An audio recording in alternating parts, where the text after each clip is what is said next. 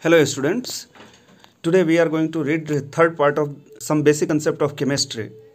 In this part we will be discussing about Dalton's atomic theory, atomic mass, average atomic mass, molecular mass, formula mass, mole concept and molar masses, percentage composition of different elements in a compound. Dalton's atomic theory, which was proposed by John Dalton in 1808. He was a school teacher. After several experiments and after teaching several years, he proposed some concepts about atom, and that is known as Dalton's atomic theory. First point is, matter is made up of very small particles which are indivisible and that are known as atoms. Then all atoms of a given element have identical properties including identical mass and volume, and atoms of different element are having different properties like they are having different mass, different volume, etc. And compounds are formed when atoms of different elements combine in a fixed ratio by mass. Fourth point, chemical reactions involve reorganization of atoms. These atoms are neither created nor destroyed. Carbon atom has been adopted as SI scale for the measurement of atomic and molecular masses whose atomic mass is taken as 12 mu. मतलब atom और molecular mass को major करने के लिए carbon को SI unit के रूप में अडॉप्ट किया गया है, जिसका हम लोग मास स्टैंडर्ड क्या लिए हुए हैं 12 mu. Since mu is exactly mass of an atom of carbon 12, ये 12 mu क्या है?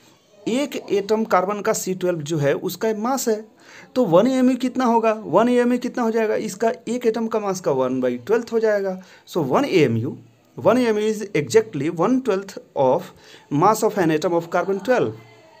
उसको हम लोग C12 भी प्रोनाउंस करते हैं. तो इस तरह से 1 mu क्या हो गया? एक एटम का मास कितना है? 12 mu है. तो हमारा 1 mu कितना? 1/12 of mass of an atom of carbon 12. So this is known as AMU. Then next one is atomic mass. Atomic mass is simply defined as the number of times heavier than the 1 AMU. मतलब 1 AMU से कोई atom कितना heavier है उसी को हम लोग उसका एटॉमिक मास कहते हैं. जैसे हीलियम का मास कितना होता है? 4U. इसका मतलब क्या? ये 1 AMU के कितने हैं? 4 टाइम्स है. इसी तरह ऑक्सीजन का कितना? 16U. इसका मतलब ये क्या है? 1 AMU के कितना है? 16 टाइम्स है. तो इस तरह से क्या हो गया? आपको atomic mass of an element is defined as number of times to the 1 AMU. या आप क्या कीजिए, 1 AMU का जो डेफिनेशन है उसको हटा करके रख दीजिए. जैसे क्या होता है? It is defined as number of times heavier than the exactly 1/12 of the mass of an atom of carbon 12. So this is standard definition of the atomic mass. मतलब 1 AMU को हटा करके आप क्या कीजिए, वहाँ 1 AMU का अभी जो हमने पिछले स्लाइड में देखा था उस डेफिनेशन को आप रख दीजिए. So that is the standard definition of the atomic mass. Then next is, वही हमने अभी डेफिनेशन आपको बताया. It is defined as the number of times heavier than the exactly 1/12 of the mass of an atom of carbon 12 atom. The scale for relative masses of atoms is termed as unified mass, जिसे पहले हम लोग AMU कहते थे, अब आजकल हम लोग शॉर्टकट में U कहते हैं, means unified mass. Whose value is for 1 AMU और for 1 U equal to 1.66056 into 10⁻⁻24 gram, जिसे हम लोग लेते हैं जनरली 1 U बराबर 1.66 इंटू 10⁻⁻24 ग्राम. अगर इसी को kg में करेंगे तो 10⁻⁻27 kg हो जाएगा. Average atomic mass. Average atomic mass is defined as the average relative mass of an element as compared with an atom of carbon 12 taken as 12 AMU और 12U. इसका मतलब ये है, जैसे किसी क्लास में डिफरेंट मास के स्टूडेंट हैं. अगर क्लास का स्टूडेंट का एवरेज मास पूछा जाए तो हम लोग सारे स्टूडेंट का मास जोड़ते हैं और फिर उसका हम लोग एवरेज निकालते हैं. उसी के प्रकार हम लोग यहाँ पर सारे एलिमेंट्स का एवरेज मास लेते हैं और उसका रिलेटिव मास 12 AMU के बराबर मीन्स 1 AMU के रिस्पेक्ट में कैसे है हम लोग इसको देखते हैं, और उसी को हम लोग क्या कहते हैं? Average atomic mass. Average atomic mass generally taken in the case of isotopic forms. then we have to know the percentage of each element, that each isotopic form, and then average mass is calculated. It means in the case of elements we should know the percentage of each isotope, and then we should take the mass of all isotopic forms, then we should calculate the average atomic mass. जैसे आप लोग एक fabulous example लीजिए, chlorine 35 है, मतलब जिसका atomic mass 35 है, वो 75% नेचर में है, और इसी तरह क्लोरीन 37 है जिसका नेचर में परसेंटेज एबंडेंस कितना है, नेचर में एग्जिस्ट करने का परसेंटेज कितना है, 25%। आपसे एवरेज एटॉमिक मास पूछा जाए तो मान लीजिए टोटल एटम 100 है, 100 में 75 क्या हो जाएगा, जिसका मास 35 है, और 25 क्या होगा, जिसका मास 37 AMU होगा। तो इस तरह टोटल एटॉमिक मास आप निकाल लीजिए और उससे आप क्या कीजिए, 100 से भाग दे दीजिए। जैसे क्या हो गया, 35 इंटू कितना, 75/100 प्लस 37 इंटू 25/100। तो इस तरह से आप कीजिए तो 105/4 plus 37/4 that is equal to 142/4 equal to 35.5 U।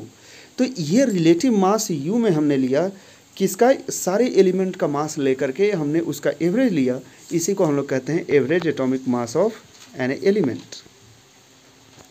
Then next one is molecular mass. जब हम लोग मोलिकुलर मास कहते हैं मतलब मास ऑफ वन मोलिक्यूल, एक मोलिक्यूल का मास जो टोटल U में हम लेते हैं या AMU में, उसी को हम लोग क्या कहते हैं, मोलिकुलर मास कहते हैं। So mass, molecular mass is defined as the number of times to the 1 AMU। जैसे एटॉमिक मास पढ़ रहे थे उसी तरह मोलिकुलर मास, मतलब ये 1 AMU के रिस्पेक्ट में कितने टाइम्स है। जैसे मीथेन का 16 U होता है, मतलब मीथेन का मोलिकुलर मास जो है 16 टाइम्स ऑफ 1 AMU। लेकिन इसको सिंपली हम लोग कैसे कैलकुलेट करते हैं, सारे एलिमेंट्स का हम लोग एटॉमिक मास ले लेते हैं और उनको जोड़ देते हैं। So simply sum of atomic masses of all the atoms present in a molecule is termed as molecular mass of the element. जैसे एक एग्जांपल हम ले लेते हैं मोलिकुलर मास के लिए, H2O हो गया, H2O का मोलिकुलर मास कितना होगा, 2 into atomic mass of hydrogen, plus एक ऑक्सीजन है तो 1 into atomic mass of oxygen, जैसा कि आप देख रहे हैं यहाँ। अब इसको हम लोग क्या करेंगे, एक हाइड्रोजन एटम का मास कितना होता है, 1 U, जिसे एग्जैक्टली हम लोग कितना लेते हैं, 1.0084, और ऑक्सीजन का एक एटम का मास 16 U, तो हमने यहाँ ले लिया 2 इंटू एक हाइड्रोजन एटम का मास 1 इंटू 16 U, ऑक्सीजन का एटॉमिक मास हमने लिया तो टोटल कितना आया, 18.02 U, mean simply 18 U is the atomic mass, molecular mass of water molecule.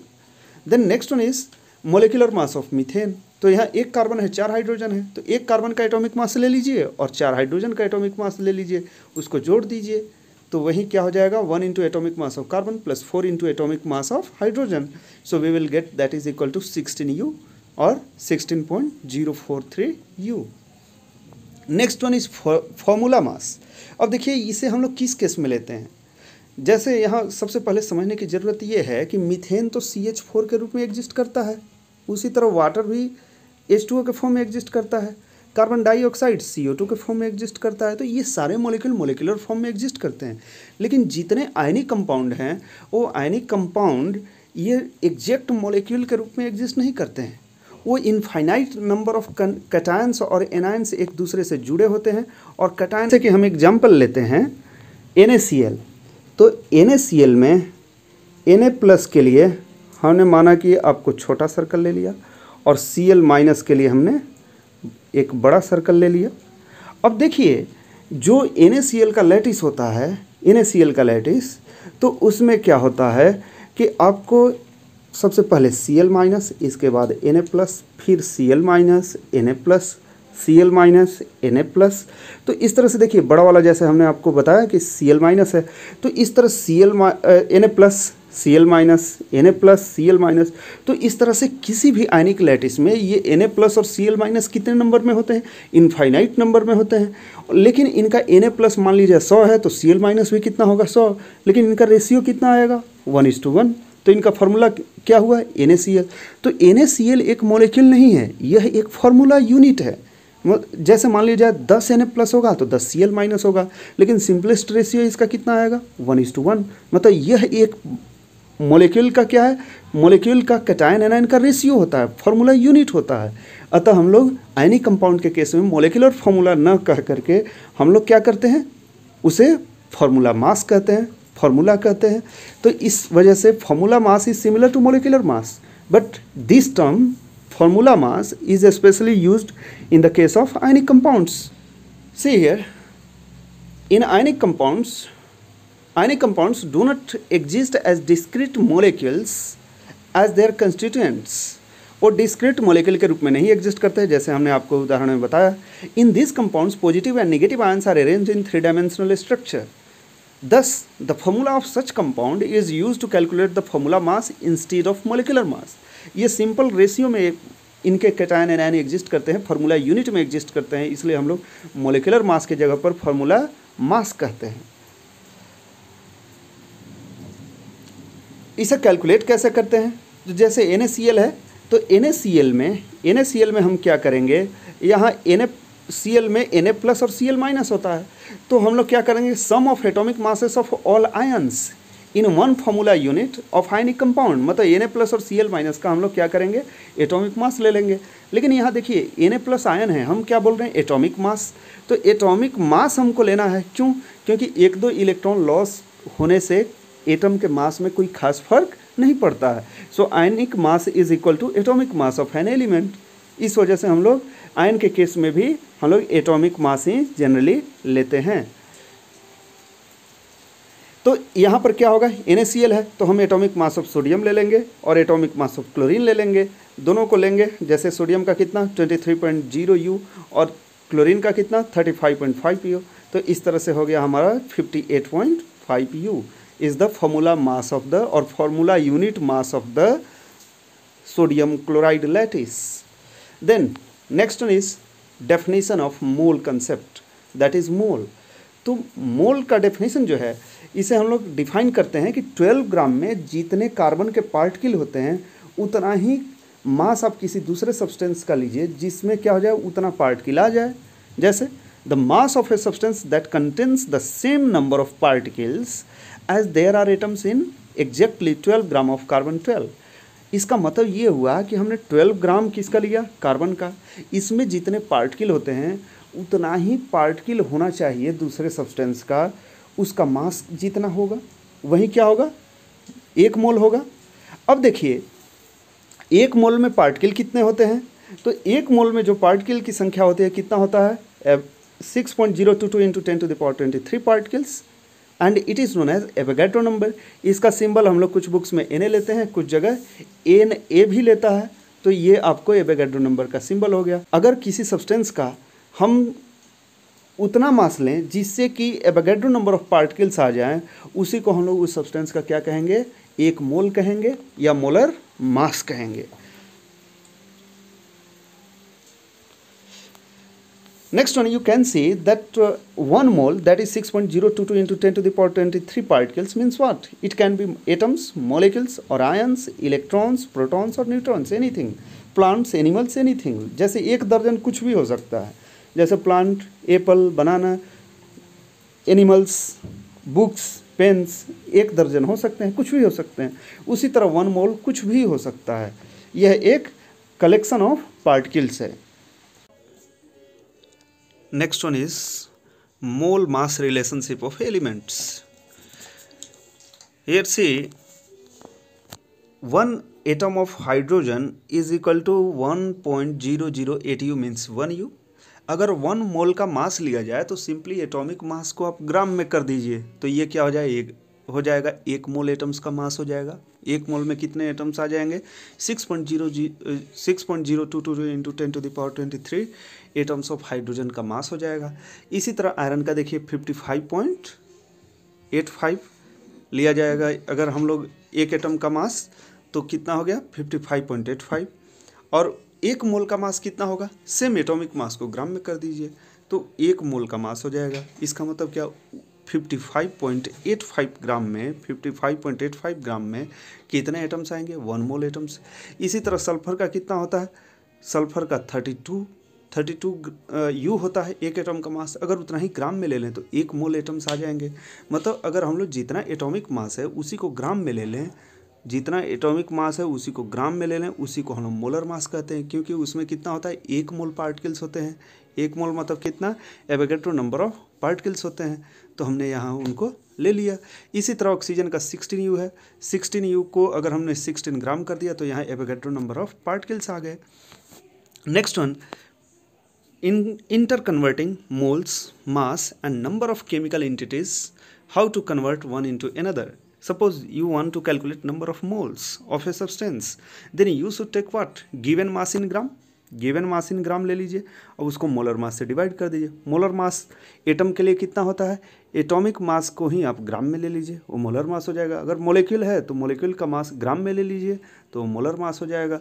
हम लोग मोलर मास एटम के लिए क्या कहते हैं, इसके ग्राम एटॉमिक मास भी कहते हैं, क्योंकि एटॉमिक मास को हमने ग्राम में लिया है तो मोलर मास हो गया है। इसीलिए हम लोग ग्राम एटॉमिक मास को मोलर मास भी कहते हैं, और इसे हम लोग GAM भी शॉर्टकट में लिखते हैं, GAM। So next one is number of entities. अगर 1 मोल हमको पता है कि 6.022 इंटू 10⁻23 एंटिटी होते हैं, तो नंबर ऑफ मोल्स ले लीजिए, 1 मोल से गुणा कर दीजिए तो कितने पार्टिकल हैं आपको मिल जाएंगे। Next number of moles, number of moles अगर नंबर ऑफ एंटिटीज़ दिए हैं तो आप एवोगैड्रो नंबर से वहाँ डिवीजन कर दीजिए तो आपको इस तरह भी नंबर ऑफ मोल्स मिल जाएंगे। Next one is counting of objects of fixed relative mass. इसका मास कुछ और होता है, इसका मास कुछ और है, मतलब दोनों टाइप के येलो स्फेयर और रेड स्फेयर दोनों का मास कुछ अलग है। जैसे 12 रेड स्फेयर, अगर 12 रेड मार्बल्स हम ले लें इनका बना हुआ, तो हमारा मास कितना, एक का मास अगर 7 ग्राम है तो टोटल मास कितना, 84 ग्राम। इसी तरह हमने 12 मार्बल्स येलो लिए तो एक का मास 4 ग्राम है तो टोटल मास 48 ग्राम। तो देखिए यहाँ पर हमने पार्टिकल की संख्या 12 ही लिया, लेकिन हर पार्टिकल का मास अलग अलग है और उसका मोलर मास भी क्या हो सकता है, अलग अलग हो सकता है। जैसे कि हम लोग एग्जांपल में लेते हैं, अगर हमने लिया 6.022 इंटू 10⁻23 एटम्स ऑफ आयरन, तो इसका मोलर मास कितना होगा, 55.85 ग्राम होगा। इसी तरह सल्फर का अगर आप एवोगैड्रो नंबर ऑफ एटम से ले लीजिए तो उसका मास कितना होगा, 32.07 ग्राम होगा। इसका मतलब ये हुआ कि हमारा एटम की संख्या तो सेम है 1 मोल में, लेकिन उसका मोलर मास क्या होगा, अलग अलग होगा। अब देखिए 1 मोल ऑफ कॉमन सब्सटेंस जैसे हम लोग लिया जाए कैल्शियम कार्बोनेट, तो कैल्शियम का 40 होता है, कार्बन का 12 होता है, ऑक्सीजन का 16 होता है। तो आप कैल्शियम का 40 + 12 + 16 इंटू 3 कर दीजिए तो 100 ग्राम आ जाएगा। मतलब 1 मोल अगर कैल्शियम कार्बोनेट, यहाँ चौक दिया हुआ है, कैल्शियम कार्बोनेट से बना होता है, तो उसका मोलर मास कितना हो जाएगा, 100 ग्राम। इसी तरह वाटर है 1 मोल का H2O, तो मोलिकुलर मास उसका 18 U होता है। अगर ग्राम में हमने ले लिया तो 1 मोल का मास हो गया। इसी तरह कॉपर का द्रव्यमान कितना होता है, 16.55 U होता है। अगर हमने ग्राम में ले लिया तो 1 मोल का मास हो गया। इसी तरह आप देखिए ऑक्सीजन मोलेक्यूल O2 होता है, एक ऑक्सीजन एटम का 16 U, तो O2 मोलेक्यूल का कितना, 16 × 2 32 U, तो 16 × 2 कर दिए हमने तो आपको आ गया ये 32 U आया ऑक्सीजन मोलेक्यूल का मास। लेकिन मोलर मास कितना हुआ, हमें ग्राम में लेना पड़ेगा तो 32 ग्राम हुआ। अब देखिए molar mass of 1 mole of a substance in gram is called molar mass or gram molar mass, GMM. Next one, the molar mass in gram is numerically equal to atomic, molecular और formula mass in U. मतलब जितना atomic mass हो, molecular mass हो, formula mass हो, you में आता है, उसको हम सिंपली उसका न्यूमेरिकल वैल्यू उतना ही लीजिए, ग्राम लिख दीजिए तो वो 1 मोल का मास हो जाएगा। जैसे H2O का मास कितना होगा, 18 ग्राम होगा। इसी तरह ग्लूकोज का यहाँ सारे एटम का मास जोड़ लीजिए तो 180 ग्राम आ जाएगा पर mole. Next one, molecular mass and molar mass. जब हम लोग मोलिकुलर मास लेते हैं उसे यू में लेते हैं, लेकिन मोलर मास किस में लेते हैं, ग्राम में लेते हैं। मोलिकुलर मास जैसे H2O है तो इसका एक मोलिक्यूल का मास जैसे कितना हुआ, 18 U, ये मोलिकुलर मास हुआ। लेकिन 18 ग्राम ले लेंगे, इसमें 1 मोल पार्टिकल आ जाएंगे, तो इसे हम लोग क्या कहेंगे, 18 ग्राम जैसे ही लेंगे ये मोलर मास हो जाएगा। तो मोलिकुलर मास किसी मोलिक्यूल का यू में एक्सप्लेन हम लोग करते हैं, एक मोलिक्यूल का मास मोलिकुलर मास कहलाता है। लेकिन मोलर मास में Avogadro number of particles mean 6.022 × 10⁻23 particles होते हैं, तो उसका मास सिंपली जो इसका न्यूमेरिकल वैल्यू है उतना ही होगा, लेकिन ग्राम में हो जाएगा। देखते हैं मोलिकुलर मास ऑफ H2 कैसे होगा। हाइड्रोजन का 2 एटम है तो 2 × एटॉमिक मास ऑफ हाइड्रोजन ले लिए हमने। इसी तरह ऑक्सीजन 1 है तो 1 × एटॉमिक मास ऑफ ऑक्सीजन ले लिए, so that is equal to 18.02 U। अब यहाँ पर हम देखें मोलिकुलर मास ऑफ वाटर कितना हो। मोलिकुलर मास मतलब एक मोलिक्यूल का mass of 1 molecule of H2O equal to 18.02 U। अब मोलर मास हमें लेना है, तो मोलर मास हाइड्रोजन एटम का उतना ही मास लेंगे, लेकिन किस में ले लेंगे, ग्राम में ले लेंगे। ऑक्सीजन का मास किस में लेंगे, ग्राम में लेंगे। तो हमने ग्राम में लिया तो कितना आ गया आंसर हमारा, 18.02 ग्राम हो गया, 18.02 ग्राम हो गया। इसी तरह से देखिए अगर हमारा 18.02 ग्राम H2O है, इसका मतलब इसमें कितने पार्टिकल हैं, एवोगाड्रो नंबर ऑफ पार्टिकल्स हैं। और जब उतना मास हम ले रहे हैं जिसमें एवोगाड्रो नंबर ऑफ पार्टिकल्स आ जाएं तो हम उसे क्या कहते हैं, 1 मोल कहते हैं। Next one percentage composition. आप अगर मिल्क हमने लिया, मिल्क में एग्जैक्टली हमें मिल्क मैन ने 5 लीटर में 1 लीटर पानी दिया, इसका मतलब 4 लीटर वहाँ शुद्ध मिल्क था और 1 लीटर पानी है, तो पानी का कंपोजिशन पूछा जाए तो कितना हो जाएगा, volume of the water divided by total volume of the milk. तो हम क्या करेंगे, 1/5 कर देंगे। उसी तरह परसेंटेज कंपोजिशन हम कैलकुलेट करते हैं यहाँ पर। क्या, percentage composition of a compound refers to the amount of various constituent particles present per 100 parts by mass of the substance. मतलब 100 में कोई कंपोनेंट कितना पार्ट्स मौजूद है उसी को हम लोग परसेंटेज कंपोजिशन कहते हैं। It can be calculated from the formula of the compound by using the following formula। जैसे मास परसेंटेज ऑफ एलिमेंट क्या होगा, mass of that element divided by molar mass into 100। हम लोग सिंपली ये जैसे हमने मिल्क का एग्जाम्पल दिया उसमें किया, उसी तरह हम लोग यहाँ पर करेंगे। जैसे एग्जाम्पल लीजिए, calculate the mass percentage of different elements present in sodium sulphate. तो सिर्फ सिंपली सोडियम सल्फेट में मास परसेंटेज पूछा है, तो सबसे पहले हमें इनका मोलिकुलर फॉर्मूला पता होना चाहिए। क्या है, Na2SO4। इसका हमने मोलर मास कैलकुलेट कर लिया, molar mass 2 × 23 for sodium. Sulphur का कितना 32, ऑक्सीजन का 16 × 4 कर दिया, तो टोटल आया हमें 142.066 ग्राम। तो ये हमें मिल गया यहाँ पर मोलर मास।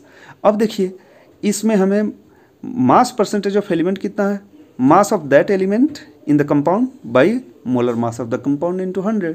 तो जैसे सोडियम का लेते हैं हम परसेंटेज, तो सोडियम 2 एटम है तो कितना 2 × 23 46 हो गया, 46/142 इंटू 100, तो ये कितना आ गया 32.4। इसी तरह सल्फर का 1 एटम है Na2SO4 में, सल्फर का 1 एटम है तो 1 एटम है तो 32/142 इंटू 100, 22.6% आ गया।